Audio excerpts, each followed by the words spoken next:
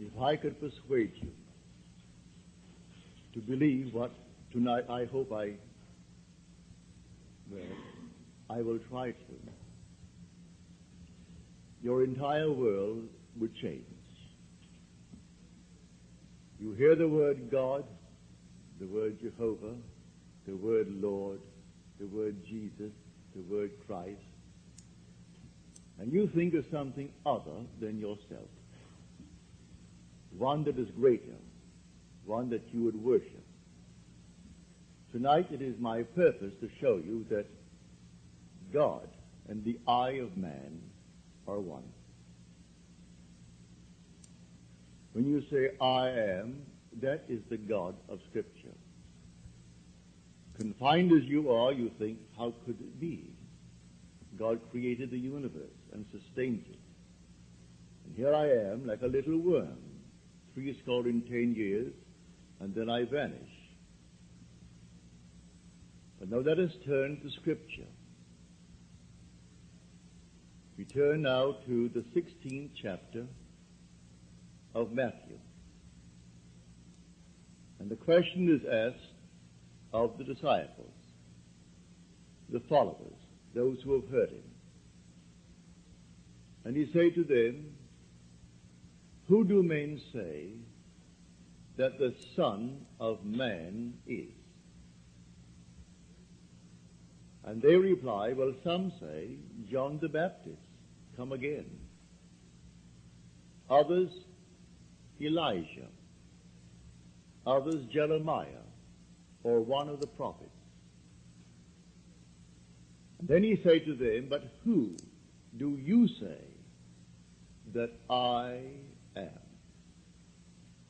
And the spokesman, called Peter, answered and said, thou art the Christ, the Son of the living God. And he said to him, blessed art thou, Simon Bar-Jonah, for flesh and blood could not have told you this, but my Father who is in heaven. So here he equates the Son of Man with the eye of man, not the organ that sees or through which you see, but your sense of awareness, that I am this, when you are aware of being, your consciousness, your human imagination. So he equates the two. The Son of Man spoken of in the Old Testament and brought forward into the New is nothing more than the eye of man. And he calls it the Christ, and defines Christ as the Son, of God. Now we find Christ being defined in the New Testament as the power of God and the wisdom of God. So the eye of man is the power of God and the wisdom of God. If man does not know it, well, then he will not exercise that power. He will not exercise that wisdom. So tonight I am trying to persuade you that when you say I, before you say anything, that is the power and the wisdom of God. And you can't separate the power of God and the wisdom of God from God. So you will say in the end, I and my Father are one, for he is called the Son of God. Now we are called upon to test this, if it be true. Can we test it? I hope you'll put it to the test. When I tell you that your own wonderful I amness is God, though prior to that you believe that you are little something, moving across the earth for a few years, 70 years, and then you will vanish, in the hope of some restoration, but a hope, no assurance. Well, now I'm going to tell you that you really are God. Your own wonderful consciousness, your human imagination, that is the God of Scripture. And there is no other God. Imprisoned as you are in these bodies of flesh, You did it for a purpose. Now let us see what it tells us about this Son of Man that is now equated with the I of man. No one has ever ascended into heaven but he who descended from heaven, the Son of Man. You'll read that in the 3rd chapter, the 13th verse of John. So here we find you are a pre-existent being. No one can ascend into heaven but he who descended from heaven, the Son of Man. Your ascension in the next verse, the 14th verse, is showing you how you ascend. As Moses lifted up the serpent in the wilderness, so must the Son of Man be lifted up.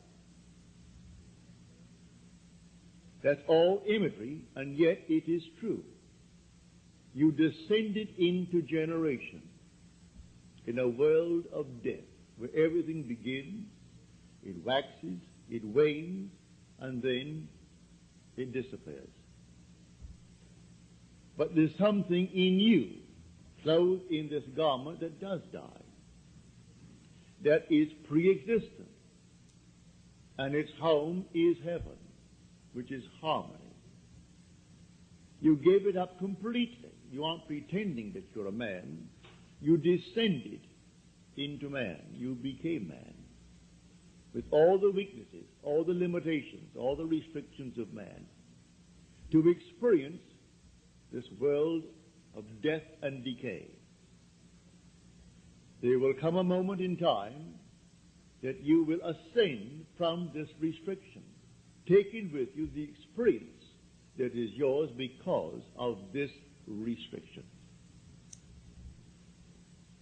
And you will ascend in the same manner that Moses lifted up the serpent in the wilderness.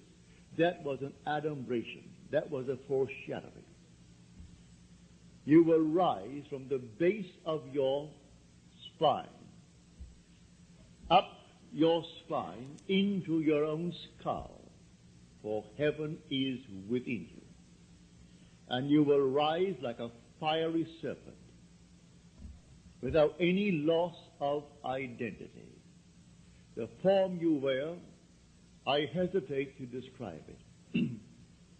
I will tell you that your face is human, your hands are human, your voice is human, but do not ask me to describe the body that you wear. It's infinite power, infinite wisdom, and yet it is a form. You are that fiery being that descended, not because of anything that was wrong when you descended. The fall is not because of any mistake on our part. It's a predetermined plan to come down into the world of death and decay and overcome it. If coming down, wearing these garments, we knew who we were, pretending that we were men, we could not accomplish it. Any more than an actor on the stage, pretending that he is Hamlet, can actually play that part. He has to actually assume it, but even then it is still with a little something in his mind. He knows he is the great actor who tonight will go home to his lovely home, and he'll take off the garment and hang it up once more, and tomorrow he'll replay the play. You don't do that in this play of God. You don't take off the garment. You wear it for your 70, and if by strength, your 80, or maybe even longer, or shorter. But the I of man is the God of Scripture. Put it to the test. Let me now, first of all, before we go into the testing of it, make clear what I said on the last lecture night, Friday night, prompted by a question that was asked here. For I had said in the previous lecture that there are ranks in heaven as there are on earth, for this is only a copy. Everything here is a shadow. It's a copy of the eternal realities. And in the 12th chapter of 1 Corinthians, Paul describes the 10, or the 8 ranks. He does it many times, but he never changes the first two. The first is always the apostles. The second, the prophets. The third, the teachers, and then he goes on. Miracle workers, healers, helpers, administrators, and the speakers in tongues. But he never changes the first and second, the apostle and the prophet. You might think, because I told you I am sent, and the word sent means an apostle, that I am appropriating unto myself a certain first rank. But now, to put your heart at peace, I'm going to quote the 11th chapter of Romans. As of old, for there are always a remnant of old, and the remnant simply means the elect of God. You're not elected because you're born by accident into some ethnic group. Has nothing to do with that. A descendant of Abraham after the flesh is not necessarily the elect of God. You are chosen from any race, any nation, any religion. Well, how the choice is made, no one knows. It remains the Father's secret. But Paul qualifies it in this manner. There is a remnant to this day, called by grace. And if by grace, then it is not on the basis of works. Otherwise, grace would no longer be grace. Therefore, no one who is called and sent can brag. If he brags, he is not the sent. Because it's all by grace. He didn't earn it. It's not by merit. It is simply a secret known only to the Father. So when we are called, incorporated into the body of infinite love, who is God, and then sent, let no one who is sent raise a finger to brag, to boast, for it is all by grace. Read it in the 11th chapter, the 5th and 6th verses of Paul's letter to the Romans. So now I have stated that. So do not think for one moment when I tell you I have been called and sent that in any way I am trying to act superior. For there is no intrinsic superiority to those who are called. Now, he uses an analogy, which I do not think adequate, but you can read it in the book itself. He uses the analogy of the human form, that not all are heads, eyes, nose, teeth, and so on. But that is a weak analogy. Nevertheless, he uses that to show you the different parts in one body. But now to come back to make this a very practical night. Believe me that when you say I, before you say I am John, I am Bill, I am this, I am that, I am the other, you are declaring yourself to be. And that sense of being is God. That's God. Now what are you going to put on it? All things are possible to God. All things. You could say now, as you're seated here, after first affirming that I am, you could then assume that I am, and you name exactly what you want to be.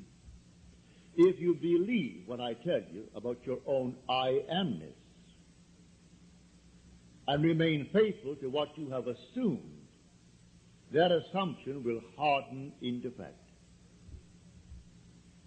When you pray in the true sense of the word, you do not pray to any external God.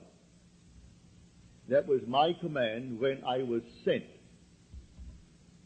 down with the blue bloods. Has nothing to do with the social structure of the world. It has only to do with church protocol, all external worship, all ceremonies, everything that leads the individual outside of himself. To put a little cross on the wall, or the Morgan David, and then bow before it and see it as something external, is not what Scripture teaches. Buried in the Old Testament, there is a pattern. So he said, taking the 12, we're going up to Jerusalem. And everything written about the Son of Man, which is the eye of man, will be accomplished. But they did not understand what he said. It was beyond their ability to grasp. He is going up, and only the one who has experienced Scripture, which means he has actually resurrected the pattern, playing the part that is the central part of Scripture. He resurrects the pattern, all within himself. He plays all the parts. He is the one who is born from above. He is the one who comes out of the grave, unassisted. He is the one whose 3 witnesses bear witness to his birth from above. He is the one they cannot see because he is now spirit, yet more real than all the flesh in the world. He is the one who actually sees his son, David, and David calls him father, and he knows he is David's father. And David knows that he is his son. He is the one whose temple, the body, is split in 2 from top to bottom. It is he now who ascends like a fiery serpent from the base of the spine up into the skull. He is the one on whom the dove descends and lights upon his hand like Noah in the ark. And as Noah brought the dove into him, you bring the dove to you, for man is the ark of God. And as the ark contains all things within itself, pardon me, man contains within himself all things. Everything he creates from within himself. And this pattern, the individual awakens within himself. And who does it? The eye of man. And that is God. Now tonight you can test it, as you're called upon to test it. Test yourselves and see. Do you not realize that Jesus Christ is in you? Unless, of course, you fail to meet the test. Examine yourselves to see whether you are holding to the faith. What faith? To have someone tell me that I am a Christian, or I'm a Jew, or a Mohammedan, and holding to that faith that they talk about? No. The faith that I'm talking about tonight, that your own wonderful I amness is God. Test it to see if you're holding to that faith. If you're holding to that faith, and all things are possible to God, you should be able to prove it in the testing. She's not here tonight. She promised she would write me a letter, having told me the story on Friday. But I know she finds it difficult to express herself in writing. She can paint and paint and paint and do all kinds of lovely things in painting and drawing. And when I say to her, please write it that I may tell it to my audience before I close, but I have no future plans after I close on the 29th. So I would like to share your experience with them to encourage everyone in this world to do what you did. Well, the letter didn't come. I can see her struggling over one page and rubbing out a line because she didn't spell the word correctly and going over the next one. But she can take a piece of canvas, a piece of paper, and do miracles with it. But because she's restricted in writing a letter, she didn't send the letter. But the essence is this. She is now a divorced girl with a little boy, handsome little fellow.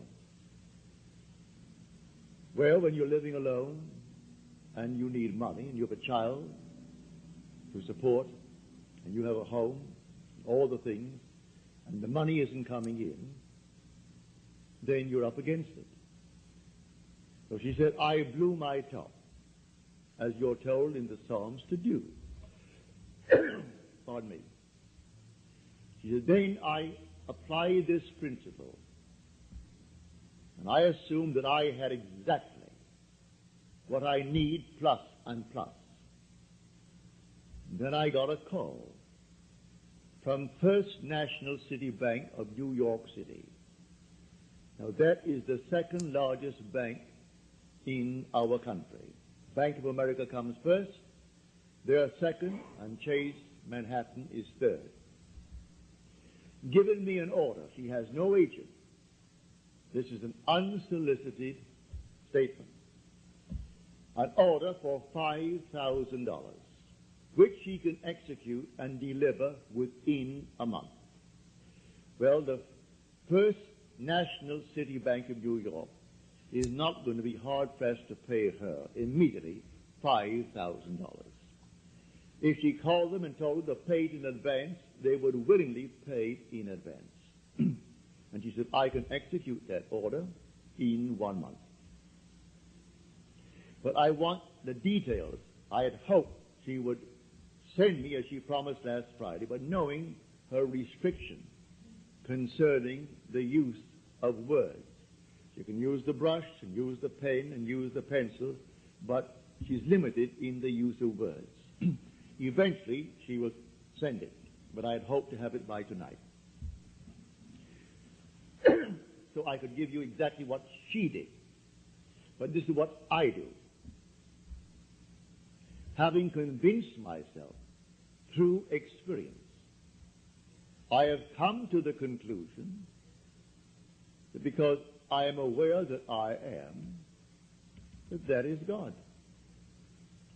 For if by him all things are made, and without him is not anything made that is made, and I start from scratch, only imagining a state, and then I boldly assume that it is real, that I am actually experiencing that state now.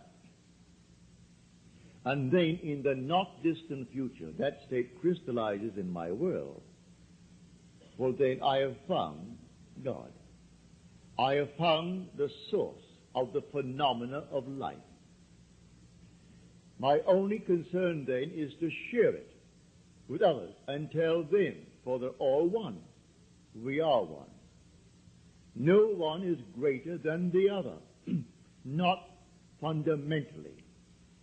In his claims of what he is in the world of Caesar, he has more money, or he has so-and-so and so-and-so, but basically the same creative power in the man tonight behind bars serving life is the same creative power of the one who sentenced him to life. Is the same being. There is only one God. Hear, O Israel, the Lord, our God, the Lord is one. And the word translated, the Lord, is Yod He Vav He. Properly translated is I am. When you go unto the people of Israel, and they ask you, what is his name? And you claim that the God of Abraham and the God of Jacob and the God of Isaac sent you. You say unto them, I am has sent me. That's my name forever, and by this name I shall be known throughout all generations.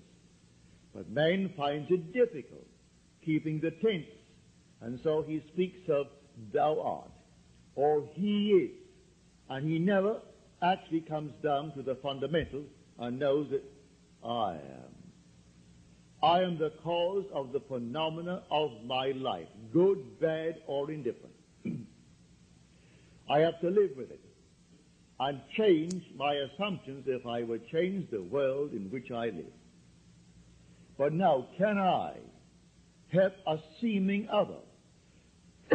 I say you are myself pushed out. Can I help another? Yes, because there's only one. If your request of me comes within the framework of the golden rule, something that I would like done to me, then I can willingly help you. If you ask of me that which does not come within the frame of the golden rule, do not ask it of me. I grant you complete freedom to go elsewhere and go to anyone who will tell you they can do it in spite of what he said. Go ahead. But if anyone asks of me any request, all that I do is this. It's so simple. We are told in Scripture, whatever we ask of him, knowing that he hears it, it shall be done for us, if we know he hears it. Well, can you imagine you seated here on the surface of your being, a rational being, knowing something that the depth of your own being that encompasses you doesn't know? So you know, and you think, well, he doesn't know. Well, read that in the story of Ezekiel. You'll read it in the 38th chapter. And these are the elders of Israel that went into the dark room. And they are carving on the walls all gruesome things. And they said within themselves, the Lord does not see us. And the Lord is speaking to his prophet Ezekiel. And he said, the elders of Israel say that I do not see them. And watch what they're doing, making all these abominable things within the great cavern. They will all reap them, because I see everything that the elders of Israel see. But they think because it's dark and it's a cavern, no one knows what he is doing. But God doesn't know it. I have said time and again, there is no fiction in this world. You might have heard the story, and you read the story, concerning the seajacking of the Queen Elizabeth. You might have read the article in Time that some girl at Hunter College wrote that story in detail, and she was so shy when it came to the point to be read, she could not read it. She's a shy, sweet lady with a gift of writing. She wrote that in detail, including those who seemingly participated, a terminal case in cancer, and one who is running away from the law, who has not a thing to gain, and therefore is quite willing to blow the Queen Elizabeth with 2,200 souls aboard. And everything is completely in detail in her fictional story.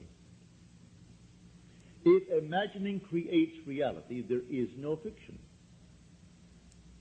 So, someone expressed her thought. and called the captain while at sea and demanded $1 million and would settle for $350,000. Well, it must have cost them, I should say, more than $1 million to stop that huge hulk in mid-Atlantic and then feed 2,200 people 4 times a day for the extra meals that they would have coming to them. Plus all the things that you put it all together, it would cost more than $1 million. And a little girl, possibly writing this for her PhD or writing it for some reason, and she writes it in detail. They gave her name so you can contact her. They gave the school is Hunter College in New York City. And everything in detail, pardon me, is told in that story. So I tell you, you sit down and write fiction. Need not put it down. My friend wrote fiction. She had a large sum of money coming in. And she went to town within herself, and she wrote in herself and blew her top, as it were.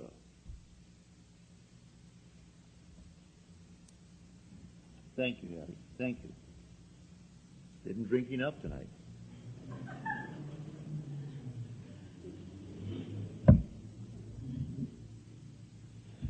So she, in the depth of her own being, conjured the sum of money that she needed.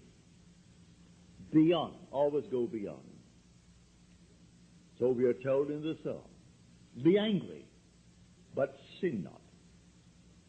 Commune with your own heart upon your bed and be silent. Yes, blow your top, but do not let the sun go down upon your anger. Be silent as you commune with self. You don't commune with another, for the self of man is God. So be angry, but sin not. Commune with your own heart upon your bed. Not communing with another, and then you actually know exactly what you want. And in that state, fall asleep. And in a way that no one knows, and you, in your surface mind, you do not know, it will all come to pass. Everything in the world is created this way, but man does not know it. Who knows tonight who is treading the winepress that is going to cause a change of mind in tomorrow's world? But when they do it, they are intense in the doing it. If you are lukewarm, you're told in Scripture, I'll spew you out. Would that you're either hot or cold. But because that you are lukewarm, I will spew you out. You can't do anything if you're lukewarm. You must be intense about it. You want to be rich? All right, can be rich. You want to be known? You can be known. No matter what you want, but you must be intense about it. And then commune with your own heart upon your bed, and then let it drop. You'll read that in the 4th Psalm, the Psalm of David.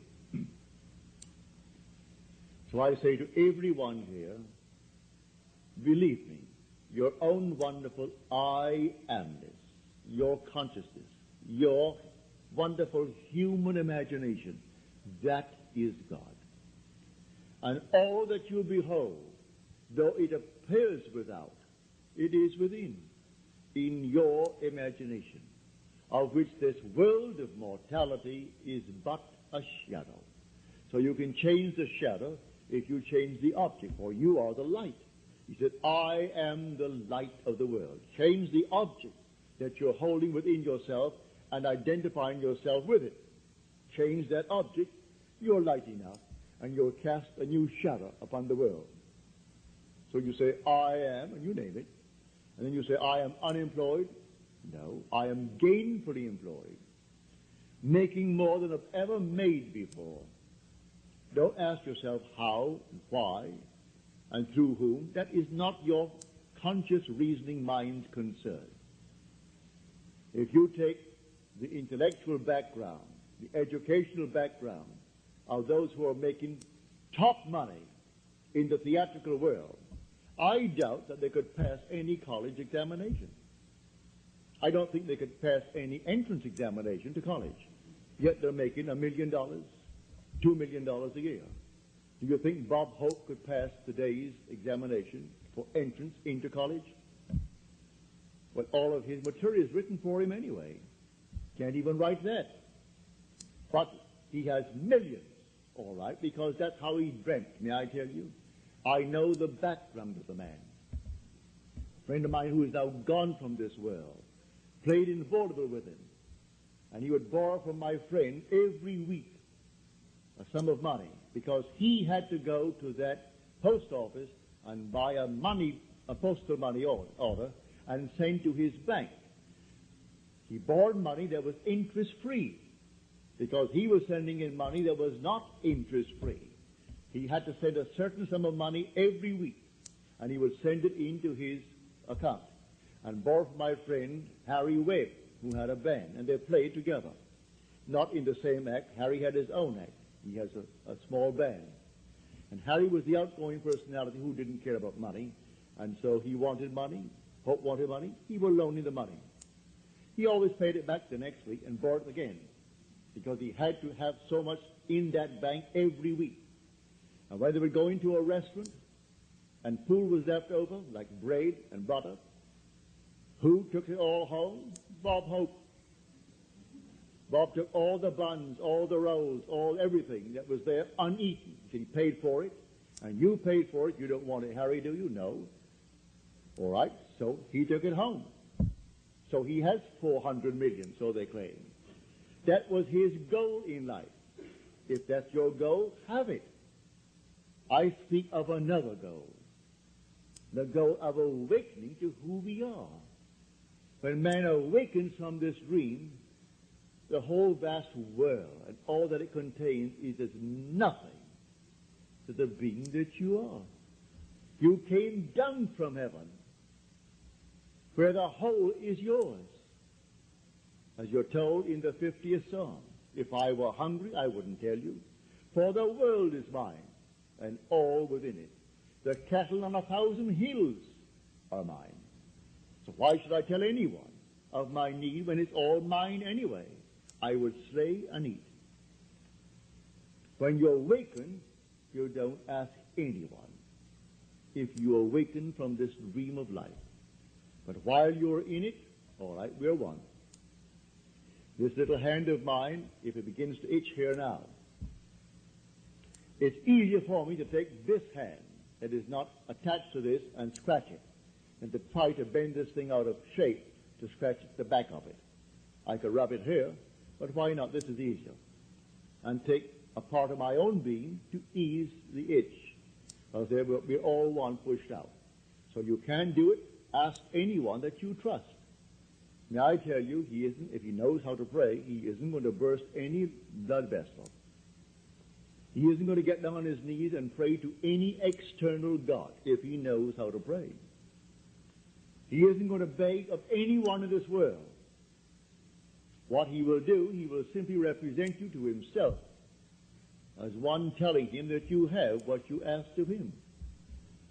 And when he is satisfied that you told him that you have it, don't ask the second time for the same thing, because he's not going to listen to you. He heard it, he is still hearing it, and he will continue to hear it until that which he has heard is perfectly externalized. So don't think you need several treatments. That's a lot of nonsense. Treatments for what? It either is or it isn't. So when they start getting you on the hook and say, no, I think you'll need more treatments, you'll need more treatments, she or he or the crowd, they do not know what they are doing. When you pray, go within and close the door of the senses. Deny all that seems so obvious, and your Father who is within will reward you openly. But commune with self, for you and the Father are one. So you commune with self. And what does he tell you? Exactly what was asked of you. He heard it, and he has all the ways and means that you on the surface of your being know not of. He will do it. You can ask anything of one if it comes within the framework of his code of ethics. Don't ask anyone who knows how to pray something that does not come within his golden rule. Do unto others as you would have them do unto you. Just as simple as that. And most of the requests would come within that rule. And so you simply hear it. And then you drop it completely. And in the depths of your own being, you're still hearing it. And the Father knows all means, all ways. And so he singles out the best way to externalize it. Here in New York City, many years ago, this lady, a lady of considerable means, she left her home in New York City and went off to Paris with her 2 children, leaving her home and her maid. Before she returned, the maid took all of her furniture and took it away. When she returned, the apartment was there. Rent was paid every month. But there was no furniture, not a thing in it. She employed a private agency, told the police department, told all the authorities in New York City, and plus her private agency. At the end of a few months, they did not turn up one thing concerning that stolen property. She came to see me. I said, all right, you're seated there and I'm seated here in my apartment, aren't we? Now, you are not seated in my apartment. You are seated right now. Close your eyes. You're seated in your own apartment. And you had a grand piano? She said, no, I had a piano, but it wasn't a concert grand. It was grand, but not a concert grand. And on it, I had my pictures of my 2 children. And I had pictures of the wall. She told me what they were. And the furniture, I said, all right, refurnish that place as you left it. You have a memory. She did. Now, when I stopped talking, it's because you have refurnished that place to me. Now, you're going to go in, and you aren't going to see your apartment from my apartment. You're in your apartment. And you can feel your chair, and get off your chair and feel the piano, and see the children, the pictures of the children, and that's what you're going to do. She agreed she would do it. And then we simply broke the spell. What did it take? 2 minutes? 3 minutes? That week, she went to her bank on Madison Avenue. As she was coming out of the bank, she had a past history of a little mental state where she was put away for a while because she needed psychiatric treatment. And the bars on this window reminded her of her past history and therefore addled her for a while. So she came onto Madison Avenue and turned south instead of turning north, where she should have. When she discovered her mistake, she was at the end of the block. When she got there and discovered her mistake, she looked down, and 2 very familiar ankles were standing right before her. She came up to the face, that's her maid. And the maid spotted her and started to scream. She went over to the maid and grabbed her before the light changed and hailed the oncoming taxi and said, you're taking me right now. And the maid, who could have killed her, she was so big and strong, was so reduced to impotency because of the discovery. And the maid took her to the place where she had stored that furniture. She said, I'm not bringing action against you. I want my furniture. And she got it back into her own apartment within the week. A seeming mistake was the way the Father laid her. All I ask is to go to the end. If I go to the end and give thanks to the end and for the end, it's done. Now let the one in the depths of my own being devise the best means to take me to that end. The end is where I start.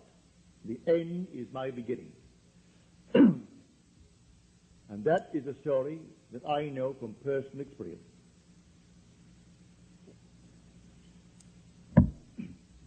So do not attempt to devise the means and tell the one that you ask to pray for you how it should be done. He will lose all interest and turn his back and say, go elsewhere. You don't go into a doctor's office and tell him what he should do. If you go to him because you trust him, well then you either got to trust him and continue, or you're going to leave him. Well, if you go to someone that you really believe who knows how to pray, don't tell him how to do it and what means should be employed in order to do it. He is going to go to the end if he knows how to pray. The end is where we begin. In my end is my beginning. And we're always ahead of our evidence. So I go to the end. I see the whole thing done, and then drop it, and let it happen in my world. So to come back, the I within you now, and you say I, no matter how little you have thought yourself so far, may I tell you, you are the infinite God. And when the story of Jesus Christ repeats itself within you, you will know it's all I. No one called Jesus is going to appear. He is not going to push any stone away from you when you come out of that tomb. And then you'll know the words of John.